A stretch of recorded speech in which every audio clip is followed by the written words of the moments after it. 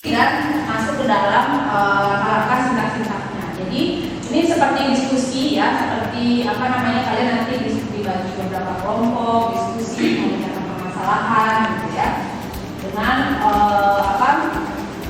bantuan atau panduan pertanyaan yang sudah dipersiapkan ya. Jadi ada 6 sintak yang harus kita laksanakan ya. Nanti kita memiliki hanya satu permasalahan di kelas ini ya, satu permasalahan besar ya. Jadi dari ke-9 ini silahkan dicari dulu ya, dicari dulu satu kelompok 4 orang. Nah, kita berdiskusi itu ya. Nah, ini Ibu menjelaskan dulu tahapan-tahapannya ya. Nah, nanti dari 9 ini nanti kalian presentasi ya, di situ ya, presentasi dari hasil dari pertanyaan ini ya. 15 menit cukup lah ya, 15 menit di situ presentasi dan mengatakan bahwa masalah ini cukup relevan gitu, untuk kita bawa, kita jadikan nanti hanya milih satu persoalan saja dari 9 ini nanti. Nah, ini tergantung dari kemampuan kalian meyakinkan teman-teman kalian ya. Ini penting, ini sangat penting kita ini semua penting ya, 9 permasalahan ini kan permasalahan bangsa. Tapi mana yang paling penting itu nanti kemampuan kalian, dan kita pilih secara mau musyawarah mufakat atau voting nanti terserah. Tapi musyawarah mufakat ya, lebih mengutamakan musyawarah mufakat. Kalau voting itu barang ya. Jadi nah silakan, mungkin cuma 15 menit ini sintak 1 sama 2 ya. Identifikasi masalah dan diskusi ini ya, diskusi permasalahan ini, dan kemudian disampaikan.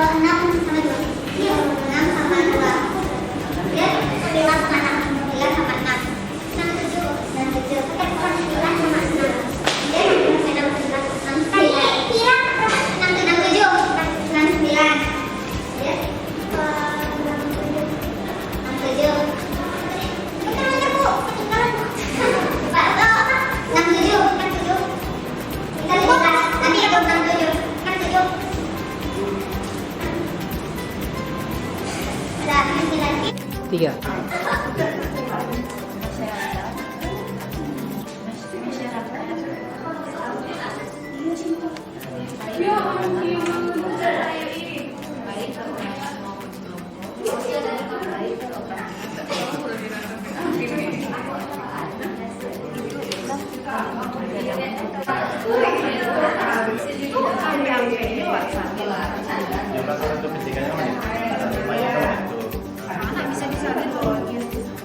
Memang ini kan dalam PDF.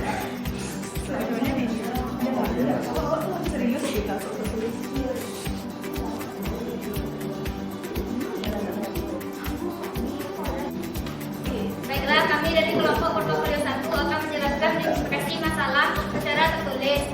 Yang pertama, dana korupsi bantuan sosial itu merupakan masalah yang sangat serius karena telah merugikan negara, terutama Indonesia, mencapai 2 triliun. Yang kedua,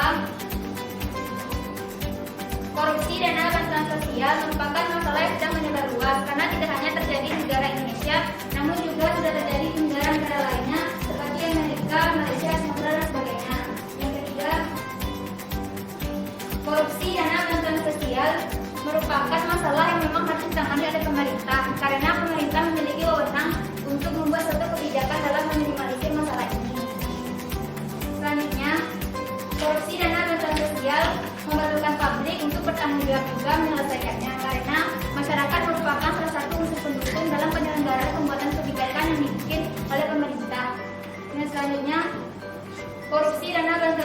adalah diatur oleh pasal 13 Undang-Undang Nomor 31 Tahun 1999 tentang Pemberantasan Tindak Pidana Korupsi. Nah, undang-undang ini sudah cukup memadai, namun dalam realisasinya oleh masyarakat dan pihak-pihak terkait belum terselenggarakan dengan baik. Yang selanjutnya,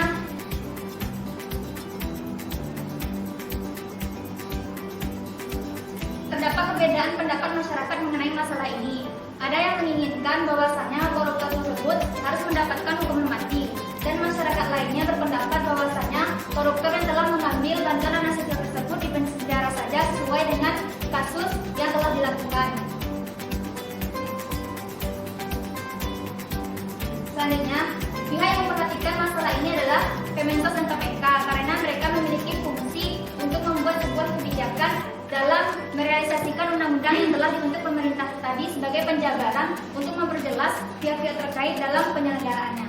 Baiklah, mengenai data grafis dan juga referensi akan dijelaskan oleh rekan saya Riki. Baik, selanjutnya data grafik.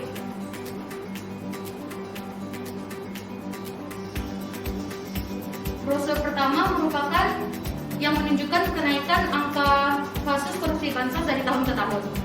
Brosur kedua, ini merupakan berita dari koran terkait korupsi bansos.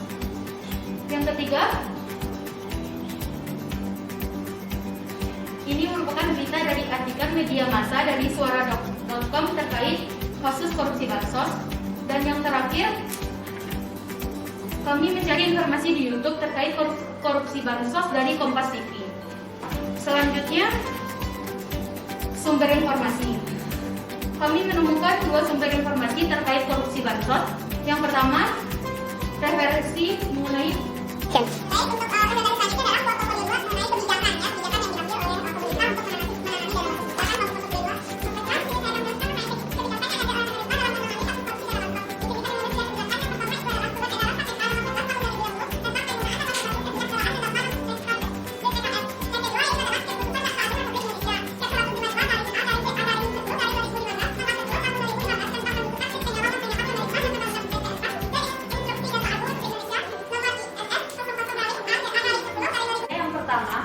dalam digunakan pada kebijakan tersebut sangat sistematis sehingga pengaliran dana yang dilakukan akan tepat sasaran. Dan yang kedua, kebijakan tersebut juga mengedepankan prinsip transparansi dan akuntabilitas yang kemungkinan lembaga yang berwenang akan lebih mudah mendeteksi jika terjadinya kecurangan dalam pengaliran dana bansos. Dan yang terakhir, memiliki komponen-komponen yang terstruktur sehingga lebih efektif dan optimal. Selanjutnya akan dilanjutkan oleh rekan saya. Selanjutnya saya akan menjelaskan mengenai kekurangan dari kebijakan yang kami usulkan.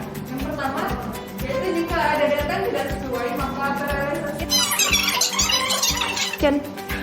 Oke, sekarang presentasi yang akan dilakukan oleh kelompok 2, temanya adalah berita hoax di dalam masyarakat.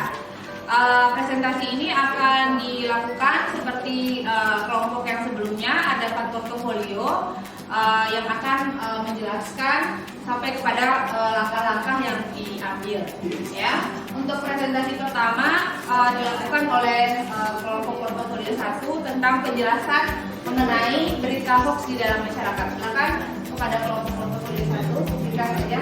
Ya, baik, terima kasih Bu Rita. Kami dari portofolio 1 yaitu mengenai masalah berita hoax yang beredar di masyarakat. Yaitu berita hoax itu sudah sangat serius merebak ke masyarakat sehingga menimbulkan pertentangan, perselisihan dan juga tertimbulnya pihak-pihak yang dirugikan atas adanya berita hoax tersebut.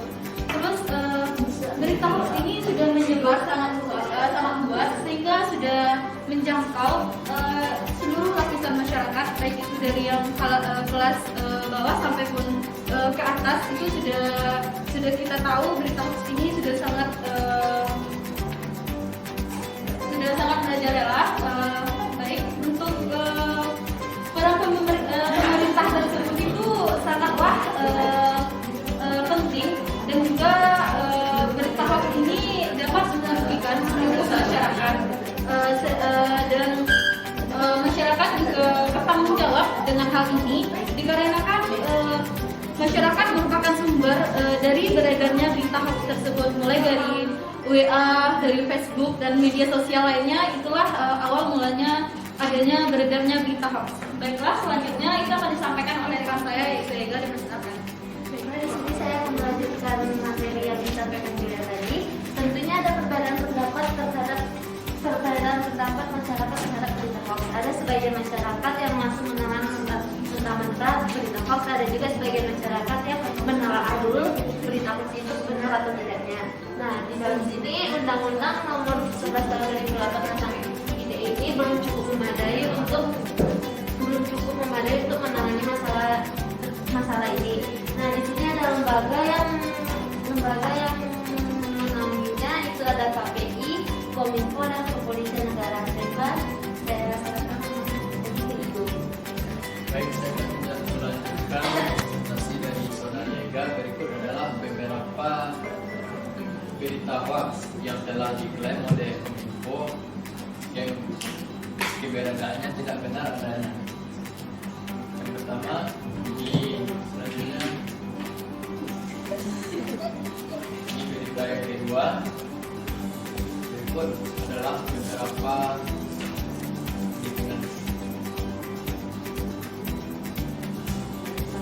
nah, ini juga termasuk salah satu contoh berita hoax. Dan selanjutnya ini adalah berbagai bentuk dan saluran untuk menyalurkan berita hoax tersebut.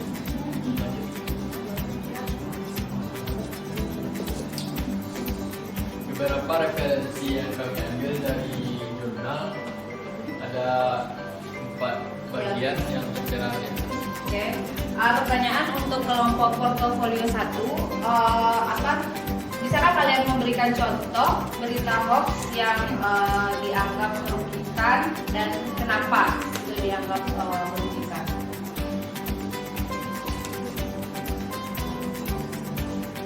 Baik, di sini dapat kita ambil salah satu contoh berita hoax yang telah beredar, namun berita ini tidak benar adanya. Dikatakan di sini adalah Dauni Johnson memberikan sejumlah uang untuk pengguna Facebook di tengah wabah COVID-19. Namun berita ini bertujuan untuk kampanye dari pihak-pihak tertentu yang mana ia tidak benar melaksanakannya. Ya. Oke. Ya, terima kasih untuk kelompok portofolio 1 yang telah menyampaikan permasalahan. Bisa kita beri aplaus.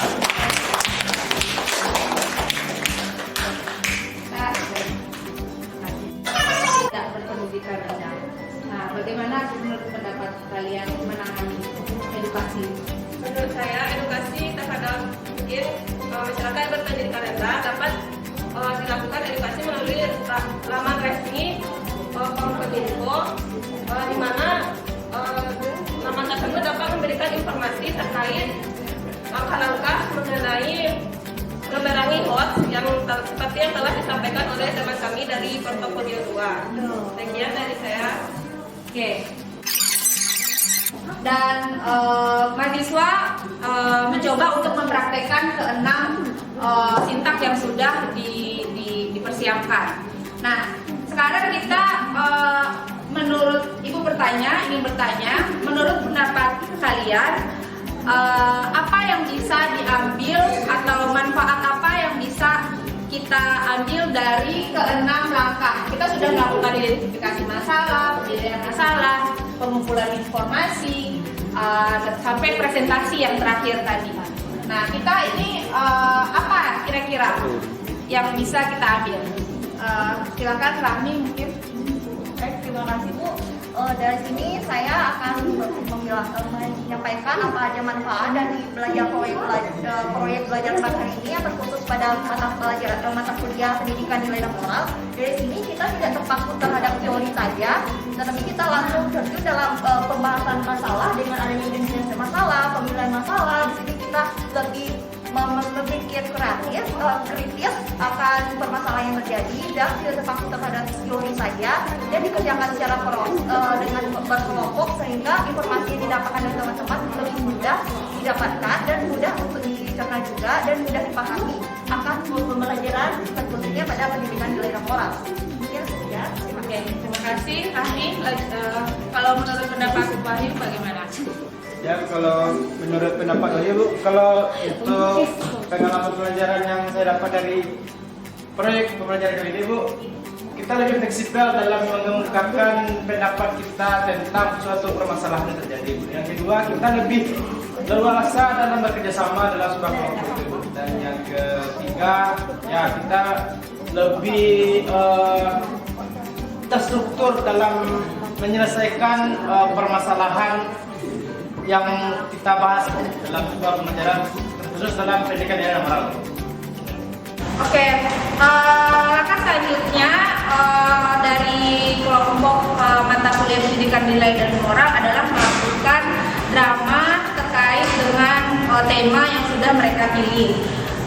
Adapun tema yang dipilih kemarin itu adalah korupsi, mengenai korupsi dana bansos. Nah, hari ini mereka akan menampilkan drama tersebut.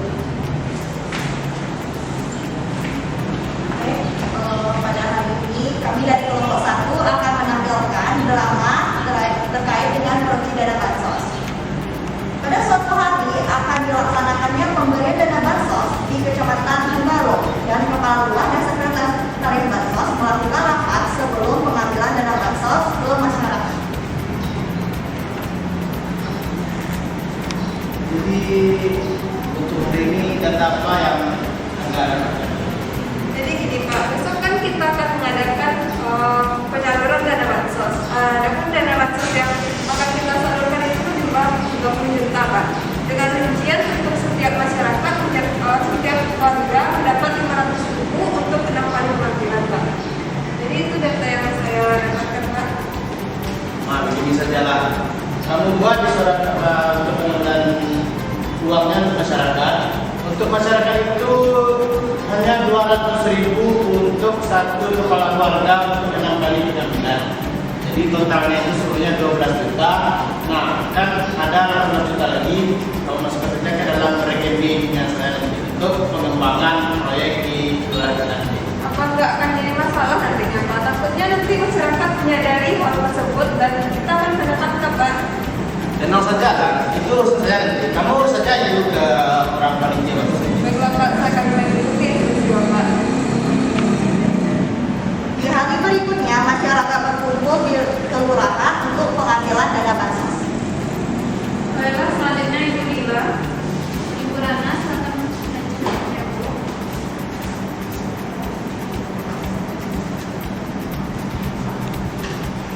Oke Bu, selanjutnya Ibu Ega, Selanjutnya Ibu Fitra. silakan bisa saja ya Bu.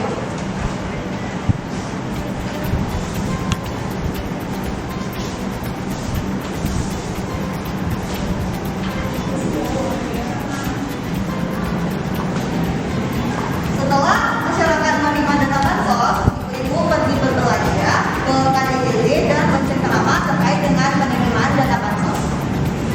Jadi mana Bu? Malah di bansos sudah 200.000 udah. Kok 200.000 kan berapa kali Pak? 2.000 lah ya. Kesinggah dari mana? Dari mana? Oh, dari bansos ya. Iya, bansos ada kok 2.000? Oh, ada nih masih 200. Kata ada kategori itu mah. 500 katanya. Aku umur itu tadi ya. 2 tahun dulu lah ada yang salah paham ya. Sampai semacam kayak gitu kan.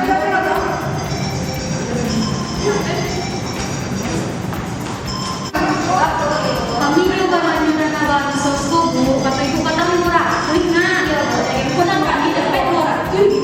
Apa kok 200 itu murah kami lakukan? Ayo udah cek kelurahan Bu, jadi bahas solusinya Bu. Tolong tolong. Kristian apa? Kalau saya dan Bu, ayo ini Bu mana nanti Bu masuk apa yang kembali kami Bu, iya Bu. Harus sampai Kalian safety kalian lah kagak menolong nampak wah. Oh dana kerja juga aku kalian lah. Ini apa ada Pak? Ambil saja. Kita kakak naik kami Pak. Indah itu kalian terima surat itu urusan di akhir betul tuh. Nah, Terima kasih banyak ya Pak. Dengan terjadinya setelah rapat dilakukan oleh kelurahan dari Bansos, yang itu berikutnya pihak polisi datang ke panitia Bansos dan kelurahan untuk melakukan pemeriksaan terkait dengan aduan oleh diri tadi. Ibu ada polisi datang. Apa itu dulu? Saya iya. Ada masalah. Ada saya jalan di luar.